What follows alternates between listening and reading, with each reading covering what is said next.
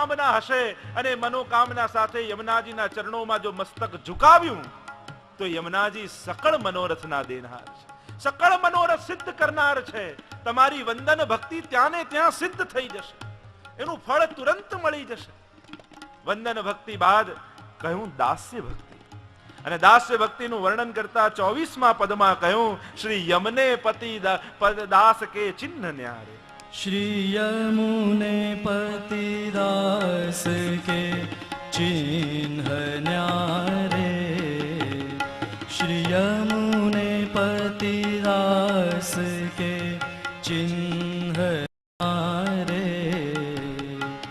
भगवदी को भगवद संग मिल रहे, जाके ही ये बसत प्राण प्यारे. श्री यमुने पति दास के चिन्ह न्यारे.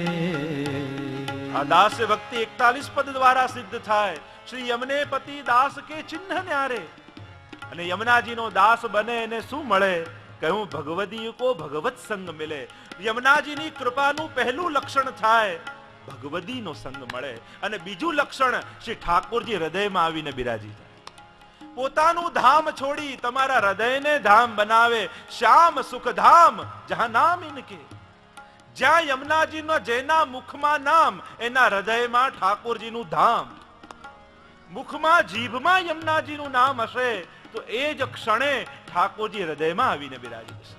આ દાસ્ય ભક્તિ નવધા ભક્તિ સિદ્ધ કરવાનું સામર્થ્ય 41 પદમાં શ્રવણમ કીર્તનમ વિષ્ણુ સ્મરણમ પાદ સેવનમ અર્ચનમ વંદનમ દાસ્યમ અવ્યાયુ સખ્યમ. અને એ કહેતા 28મા પદમાં કહ્યું ભક્ત ઈચ્છા પૂરન શ્રી યમને જો કરતા. भक्त इच्छा पूरन श्री यमुने जो करता. भक्त इच्छा पूरन श्री यमुने जो करता. યમુનાજી ભક્તોની ઈચ્છા પૂરી કરે. શું કરે? એને સખી સ્વરૂપ બનાવી અને રાસમાં પ્રવેશ કરાવે. આજ એમનું સાક્ષ્ય. श्री यमुना पुलिन रास ब्रज बधूलिए पास. मंद मंद हास कर मन जुहरता.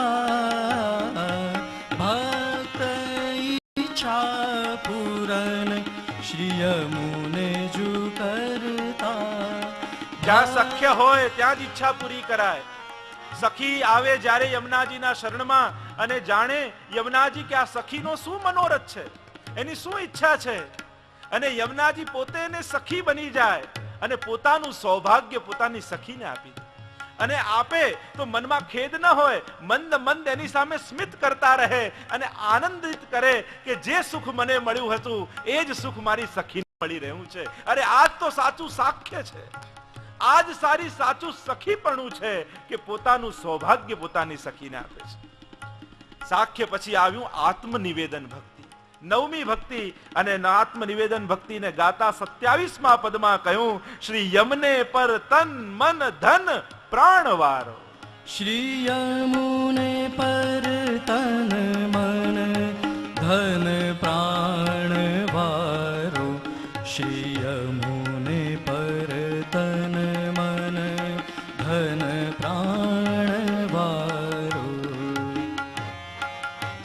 આત્મનિવેદન, આત્મા સંબંધિત જે કંઈ પણ વિચાર્યું છે, ધાર્યું છે, એ સર્વસ્વનું સમર્પણ યમુનાજીના શરણોમાં. जाकी कीर्ति विसद कौन अब कही सके. ताहि नैनन ते नेकन तारो. श्री यमुने पर तन मन धन प्राण वारो. श्री यमुने पर तन मन धन प्राण वारो. 41 પદ આત્મનિવેદન ભક્તિને સિદ્ધ કરે. શ્રી યમુનાજી પર તન મન ધન અને પ્રાણને નોછાવર કરી દે અને સર્વસ્વનું સમર્પણ યમુનાજીના શરણોમાં કરે તો પ્રગટ નેત્રોથી ઠાકોરજીના દર્શન થાય, ભગવદ લીલાના દર્શન થાય, સ્વયં યમુનાજી દર્શન આપે અને ભક્તની આત્મનિવેદન ભક્તિ સિદ્ધ કરે. નવ ભક્તિ તો સિદ્ધ થઈ, પર વૈષ્ણવની દ્રષ્ટિ તો 10મી પ્રેમ લક્ષણા પર રહે. અને પ્રેમ લક્ષણા ભક્તિ જીવની ક્યારે સિદ્ધ થાય? તો 39મા પદમાં કહ્યું, શ્રી યમને પિયે કો બસ તુમ જો કી.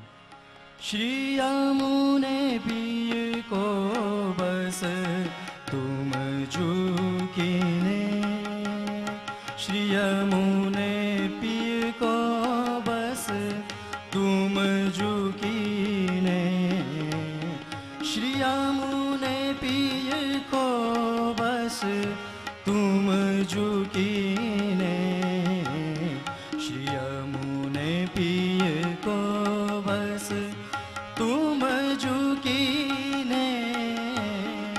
શ્રી યમને પિયે કો બસ તુમ જો કીને. આત્મનિવેદન ભક્તિમાં જીવ ભગવાનને વશ થાય અને પ્રેમ લક્ષણા ભક્તિમાં ભગવાન જીવને વશ થઈ જાય અને ઠાકોરજી યમુનાજીને આધીન થયા અને પ્રેમ લક્ષણા ભક્તિનું દાન કર્યું.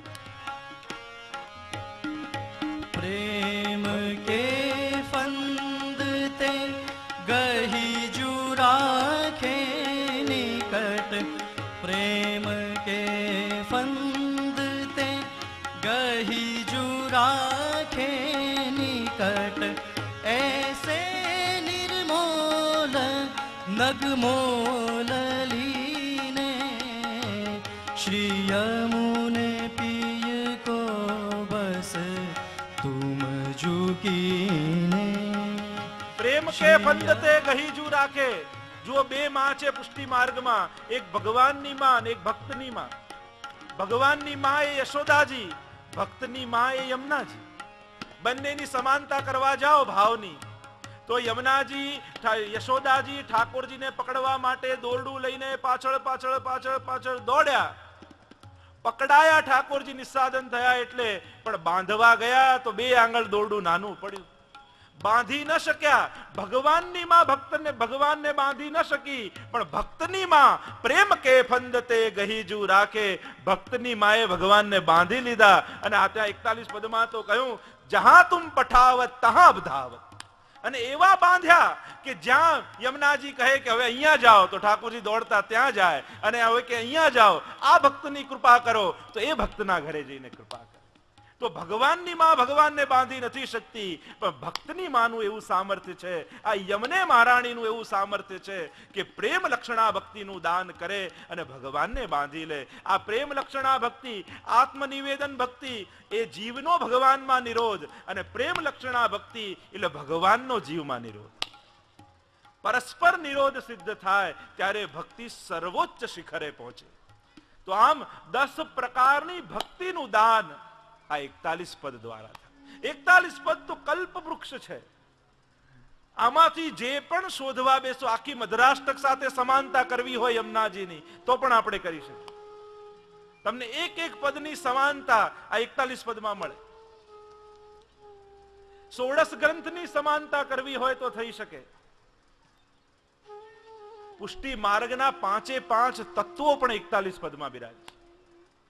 પુષ્ટિ માર્ગના 5 તત્વ ગયા આપણે પદમાં ગાતા હોઈએ. એક તો શ્રીનાથજી, બીજા વલ્લભકુલ, ત્રીજા ગિરિરાજજી, યમુનાજી ચોથા, અને 5મા વ્રજભૂમિ. આ 5 તત્વ જે પુષ્ટિ માર્ગના કહીએ એ 5 તત્વ 41 પદમાં છે.